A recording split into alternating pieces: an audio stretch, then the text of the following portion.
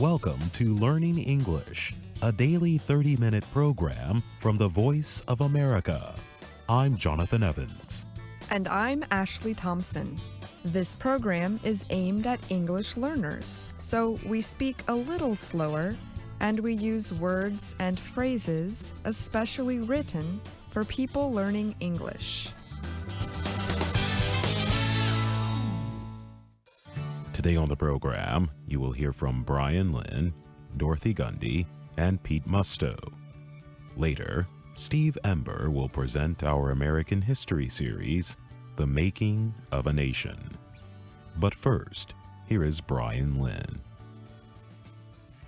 Instagram is a hugely popular way for users to share pictures, videos, and messages with family and friends.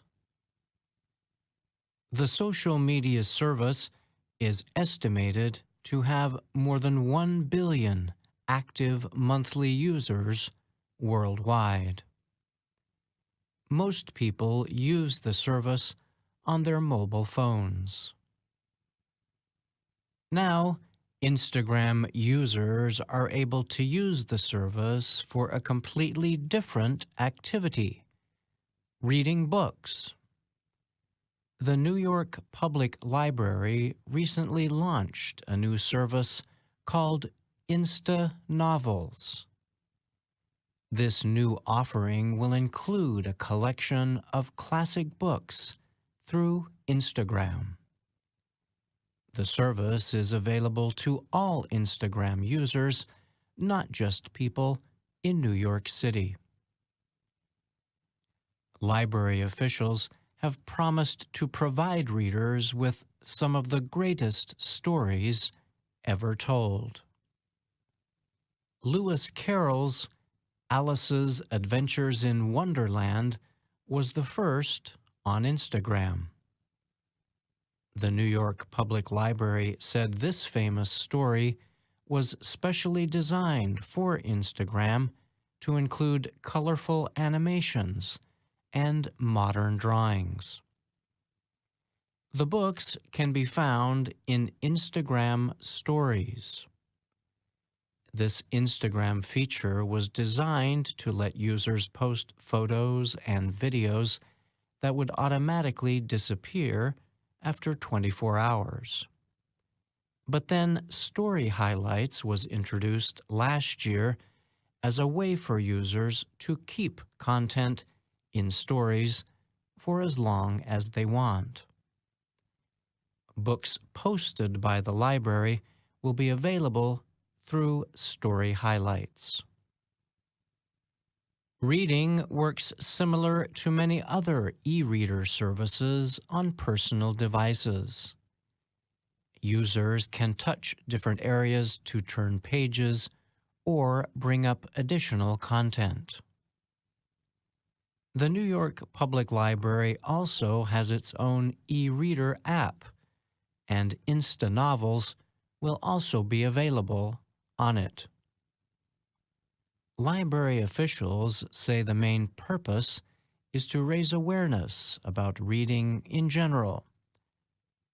But it is also designed to show how the library is changing to fit an online world and appeal to younger people. Christopher Platt, the New York Public Library's chief library officer, spoke about the service to the Wall Street Journal. We want people to understand that libraries aren't just those brick and mortar places full of dusty books, he said. The library has already lined up several other classic works to be released on Instagram in the coming months. These include The Yellow Wallpaper, a short story by Charlotte Perkins Gilman, and The Metamorphosis by Franz Kafka. I'm Brian Lynn.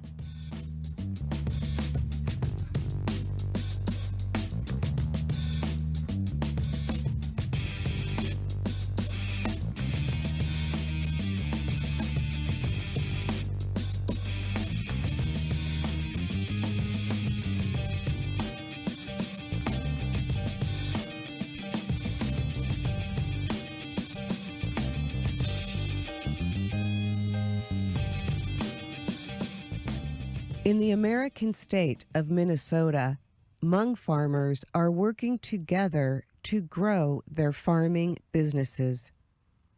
The Hmong are an ethnic group from East Asia. They have never had a country of their own. They moved to Vietnam and Laos from China in the 18th century. After the Vietnam War ended, many Hmong settled in the United States. This has given the U.S. the largest Hmong population outside of Asia. The northern state of Minnesota is home to more than 60,000 members of the community. The Hmong have worked in agriculture for hundreds of years. So when they reached Minnesota, they began farming there. By the late 1980s, they were helping to re-energize local farmers' markets, especially in the city of St. Paul. But the Hmong found out that, as immigrant farmers, they faced barriers to buying land, getting financing, getting access to markets, and building family businesses. They were struggling. Then, in 2011, a group of Hmong farmers launched the Hmong American Farmers Association, a nonprofit group. Pako Hang is one of the group's founders. She said, "One of the reasons why HAFA was created was because the Hmong farmers were experiencing so much uncertainty. They didn't always have access to land." She said that lacking guarantees on land use makes it difficult to invest in things that bring higher profits, such as organic fruits and vegetables. At the center of the HAFA is a 63-hectare farm outside of St. Paul. There, member farmers can use 2 to 4 hectares of land for long periods to grow vegetables and flowers. On a recent Friday, Mao Moi and her husband were harvesting vegetables on their plot of land for a farmer's market. The Mois were among the large number of Hmong people who fled Laos for Thailand and eventually the U.S. in the 1970s. Since their arrival, they have been farming in Minnesota and, in recent years, on the HAFA membership farm. Mao Moi says she enjoys working with the other farmers. "I like farming on the HAFA farm because this is a Hmong association," she said. "There are Hmong workers who help us. They are like our hands, eyes, and ears. I like there is also water, electricity, and the food hub." The Food Hub is the name for HAFA's Alternative Markets program. It gives local businesses the chance to buy produce directly from HAFA farmers. Cao Yang is the Food Hub's operations manager. He said the hub sells fruits and vegetables to schools, restaurants, and other businesses. They also have a community-supported agriculture program with around 350 members. Each member receives a weekly supply of produce. I'm Dorothy Gundy.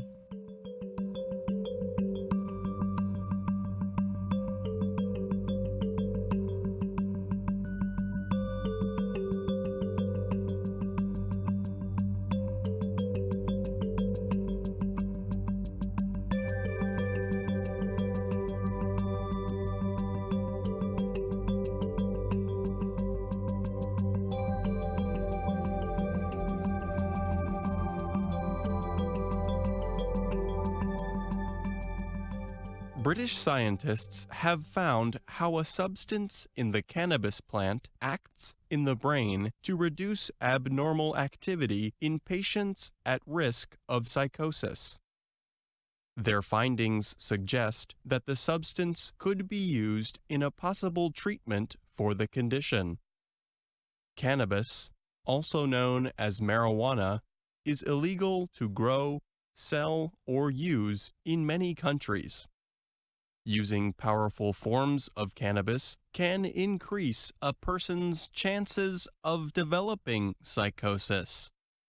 But the substance the researchers studied, the chemical cannabidiol, appears to have the opposite effect. Cannabidiol, or CBD, is non-intoxicating. That means it is unlike drugs or alcoholic products, which can affect the user's judgment or behavior. CBD is the same cannabis substance that has also been shown to help patients with epilepsy, a disorder of the nervous system. This led to the approval in the United States of a cannabis-based drug, a specially processed form of CBD, in June. Earlier research at King's College London had shown that CBD seemed to block the effects of tetrahydrocannabinol, the intoxicating substance in cannabis. But how this happened was a mystery. Now, King's College researchers say they have more evidence of the health benefits of CBD.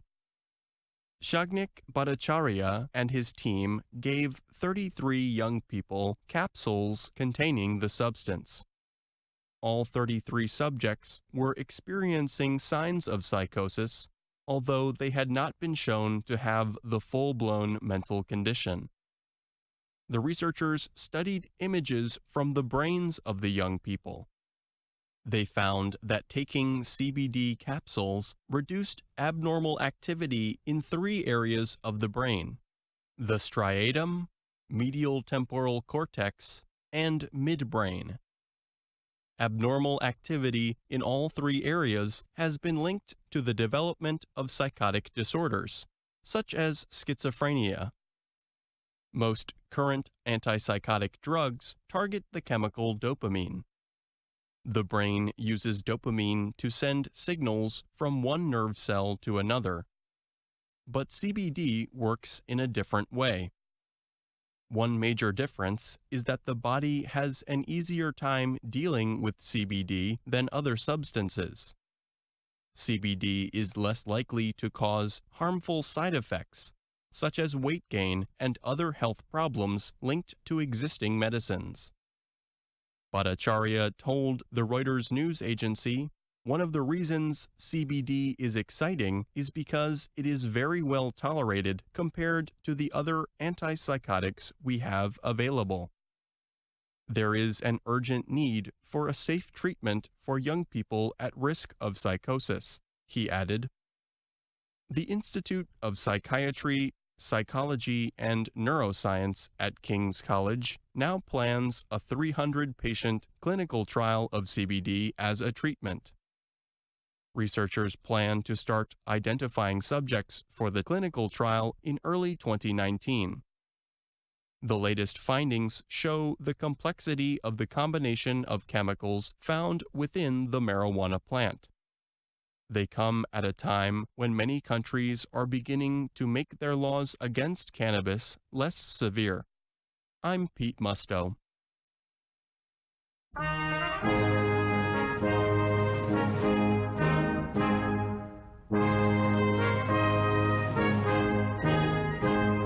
Welcome to The Making of a Nation, American History in VOA Special English.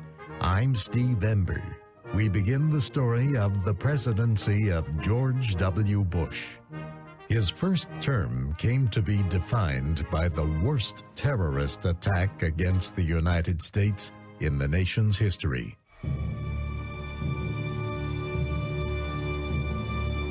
George W. Bush had been in office for less than 8 months when the events of September 11, 2001 took place. A lot of smoke in the lower A plane has crashed into one of the towers of the World Trade Center. Good Lord, this is just a horrific moment.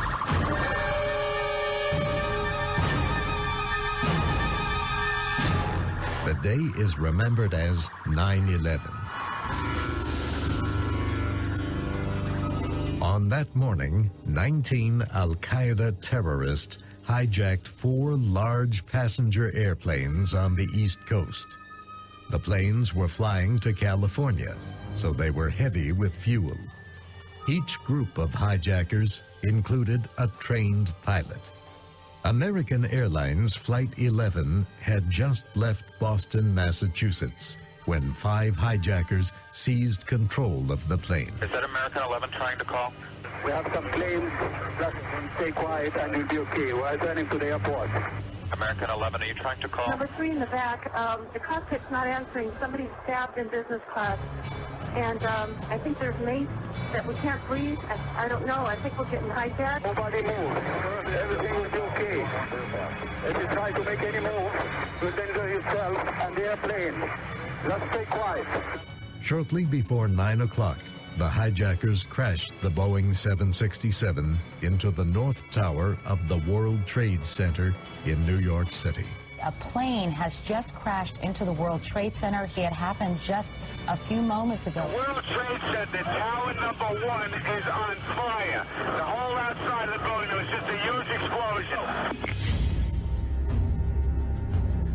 5 other hijackers seized United Airlines Flight 175, another Boeing 767, also on a flight from Boston. Hey, can you look out your window right now? Can you see a guy at about 4,000 feet, about 5 East Airport right now? Looks like he's...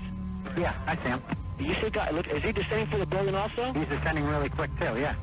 Well, that's 500 feet now. He just dropped 800 feet in like one sweep. That's another situation. Another one just hit the building. Well, hit it hard. Another one just hit the World Trade. The whole building just came apart. They crashed the jet into the South Tower of the World Trade Center a short time after the first plane hit the North Tower. Oh, my God. Oh, my God. That looks like a second plane. We just saw another plane coming in from the side. You did. That was absolutely. Yes, and that's the second explosion. You could see the plane come in. So this looks like it is some sort of a concerted effort to attack the World Trade Center that is underway in downtown New York. The Twin Towers each had 110 floors. They were the tallest buildings in New York and among the tallest in the world. They stood a few streets away from the New York Stock Exchange in the heart of the Wall Street financial district in Lower Manhattan.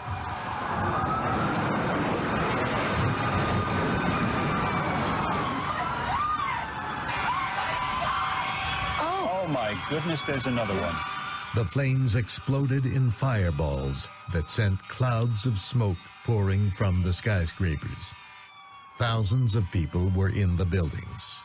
Many workers on the floors below where the planes hit were able to escape. Others on the floors above were trapped. Some apparently felt their only choice was between burning to death and jumping. News cameras showed disturbing images of bodies falling from the towers. The South Tower of the World Trade Center collapsed just before 10 o'clock after burning for almost an hour. The North Tower came down about 30 minutes later. It had been hit first and had burned for 1 hour and 42 minutes. The second building that was hit by the plane has just completely collapsed. The entire building has just collapsed, as if a demolition team set off, when you see the old demolitions of these old buildings, down on itself, and it is not there anymore. Investigators later found that the intense fires from the jet fuel, burning for as long as they had caused the structures to fail. The ruins of the two buildings quickly became known as Ground Zero. Several other buildings in the World Trade Center complex were damaged or destroyed as a result of the collapse of the Twin Towers. Another group of hijackers took over American Airlines Flight 77, a Boeing 757. The plane had taken off from Washington Dulles International Airport. Okay, American Airlines is still airborne. He's heading towards Washington. I think we need to scramble Langley right now, and I'm gonna take the fighters from Otis and try to chase this guy down if I can find him. Mick Leszewski has some new information at the Pentagon. I hope you'll stand by and continue to talk with us. Mick? Katie, I don't want to alarm anybody right now, but it felt just a few moments ago like there was an explosion of some kind here at the Pentagon. The hijackers crashed the plane into the Pentagon, the Department of Defense headquarters, across the Potomac River from Washington in Arlington, Virginia. We're on the E-ring of the Pentagon. We have a window that faces out toward the Potomac, toward the Kennedy Center. We haven't been able to see or hear anything after the initial blast.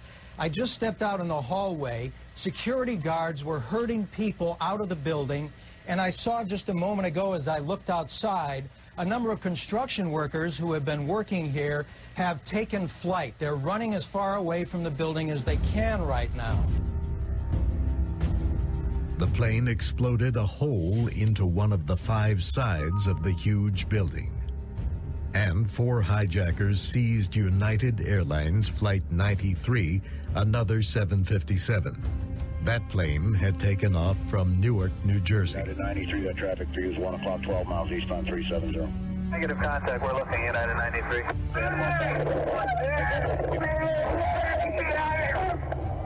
People on the flight learned about the terrorist attacks in New York and Washington through phone calls to loved ones. It looks like you descended there. I don't think so. United 93, verified 350. United 93, Cleveland. Go ahead, Frankie. Do you have United 93 south of Chardon? We hear some funny noises. We're trying to get him. Do you have him? No. Some of the 40 passengers and crew members fought to retake control of the plane from the hijackers. United 93 was waving his wings as he went past the VFR aircraft. They don't quite know what that means. Rocking his wings. Air traffic controllers and law enforcement officials struggled to make sense of the events taking place that morning. United 93, have you got information on that yet? Yeah, he's down. He's down? Yes. When did he land? Because we have confirmation. He did not land. Oh, he's down? Yes, somewhere up northeast of Camp David. Okay, there is now on the United 93. Yes. There is a report of black smoke in the last position I gave you. 15 miles south of Johnstown. Flight 93 crashed in a field near the small town of Shanksville, Pennsylvania. The intended target for Flight 93 may have been the Capitol, the building where Congress meets. No one could be sure if other airliners were involved in the terrorist operation. The Federal Aviation Administration has actually gone even further than it did a few minutes ago. It was asking all planes not to take off. Now the FAA has ordered all aircraft currently in the air over the United States to land at the nearest airport. Air traffic controllers began the complex job of getting all planes across the country and those heading in over the Atlantic onto the ground safely. So this meant at very early in the morning, as flights were halfway across the Atlantic Ocean to land in the United States, we had already initiated protocols to shut those arrivals off from the oceanic areas, and they had to make tough decisions such as either turn around and go back to Europe or go to alternate destinations, which many of them did in Canada. Canadian officials assisted. They allowed flights from across the Atlantic to land in eastern Canada, including at airports in Halifax, Nova Scotia, and Gander, Newfoundland.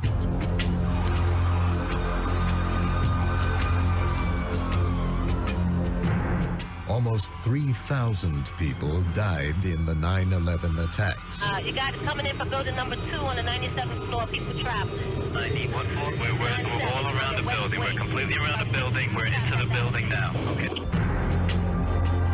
Most of the victims worked in the World Trade Center. Battalion 7, Operation Tower 1. The victims also included rescuers, among them 343 New York City firefighters. They died trying to save others. Battalion 15 over, Battalion 7, Operation Tower 1. Talk in the yellow bed is shaft, you're going to have to get a different elevator. We're chopping through the wall to get out. Maybe you're allowed to come in with that. Tower 1.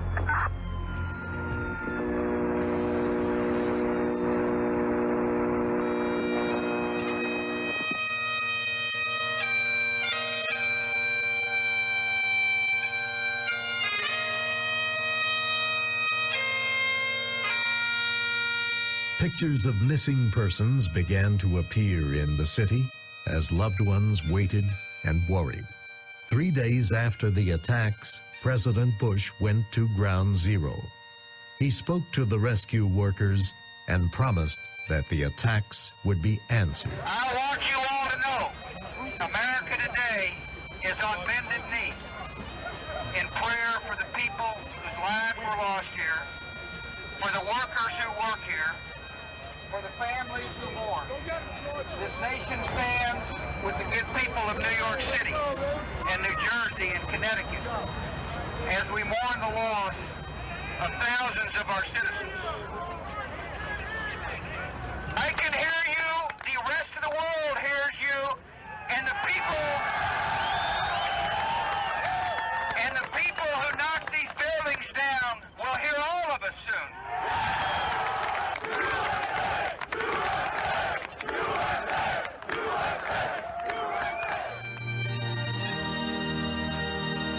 Each day, thousands of visitors came to see the site and to honor those who died.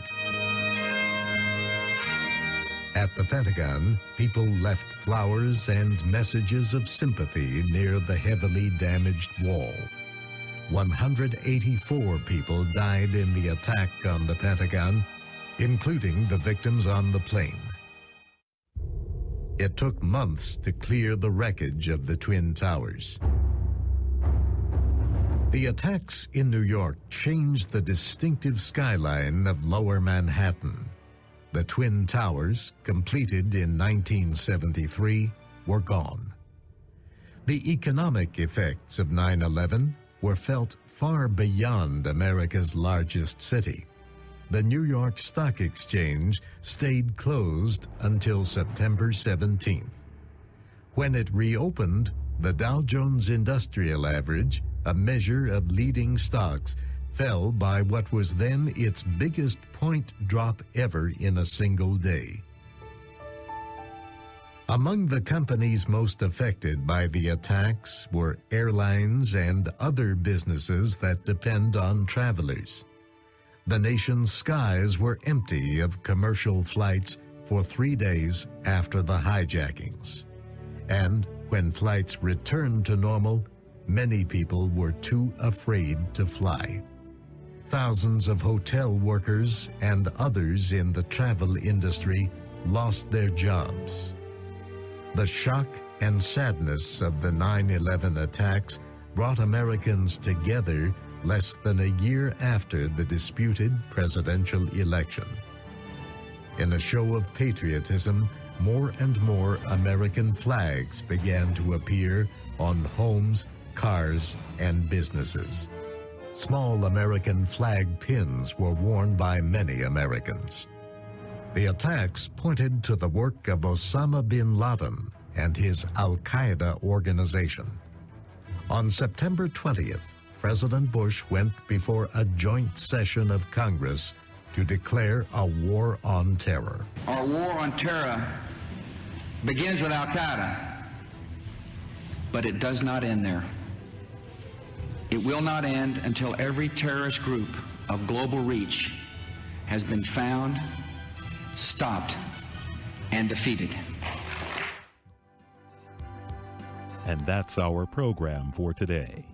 Listen again tomorrow to learn English through stories from around the world. I'm Jonathan Evans. And I'm Ashley Thompson.